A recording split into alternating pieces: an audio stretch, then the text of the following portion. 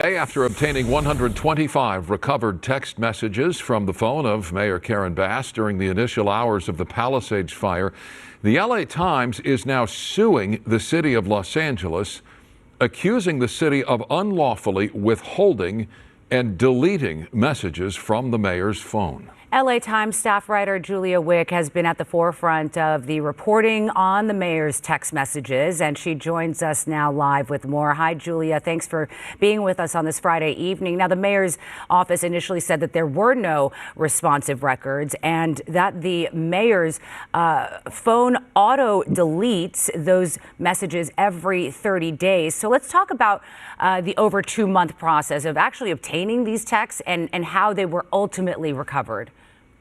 Absolutely. So we filed a public records request. And for viewers who aren't familiar, in California and most other places, officials are required to turn over a great deal of records to the public, to journalists, to really any interested party. And so we really wanted to know what Bass had been doing during this almost 24-hour period of time when she was traveling from Ghana to Los Angeles during the first 24 hours of the Palisades fire.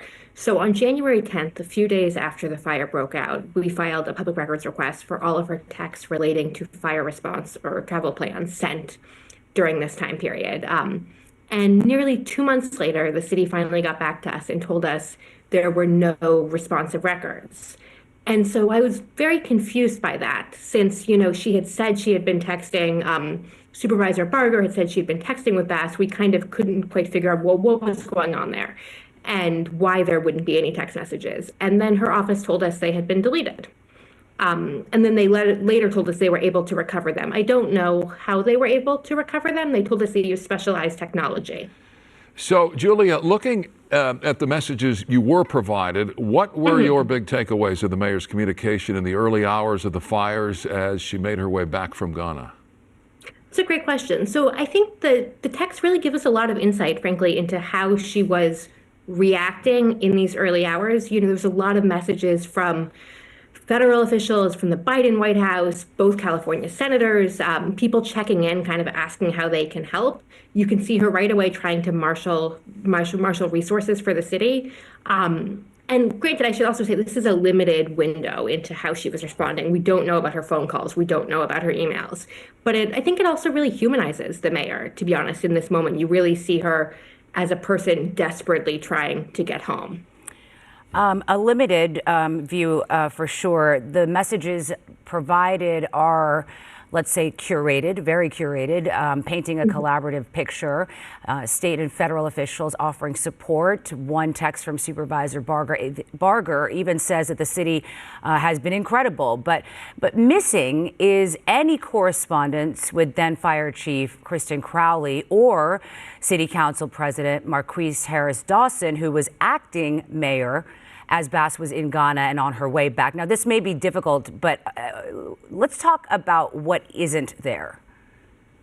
Yeah, so that's another great question. And that's really hard to say because, she mentions being on the phone with Crowley at one point in the text. So it's possible they weren't texting. But the mayor's office told us they were withholding text messages for a variety of reasons. So we don't know what we don't know, and we don't know what we don't have, basically, which I realize is a pretty unsatisfying answer. I also find it pretty unsatisfying. And, those are those text messages that we're really fighting to still get, because I think the public deserves that window into this incredibly important chapter in LA history. So as we've been reporting, the LA Times now suing the city, accusing officials of unlawfully withholding and ultimately deleting more of the mayor's texts and other fire-related public records. You're a part of this suit. What are you hoping to accomplish? And was it always the intention of the Times to sue? I think probably the paper's lawyers would be best suited for any questions about the lawsuit. But I would just say I think the precedent here is really important. The fact that even though these text messages were able to be restored, city policy says these kind of records should be kept for 2 years. And so I think the precedent that a mayor or a public official should not be able to decide at their discretion which records are worth keeping, I think it's really about that precedent. So do you think that the mayor's office is intentionally withholding what could be more damaging messages? I would not speculate about something like that.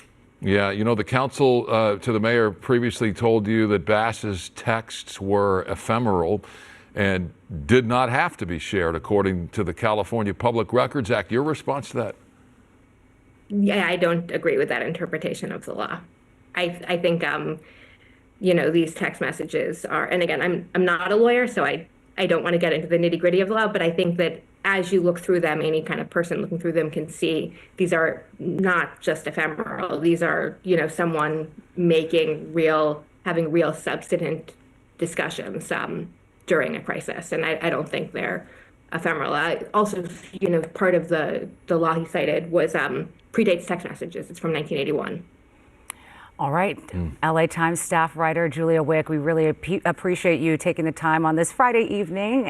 Great chatting with you, and we'll talk to you soon. Thank you for having me on. Yeah, thank you. Come back anytime. Good to see you, Julia. Thank you.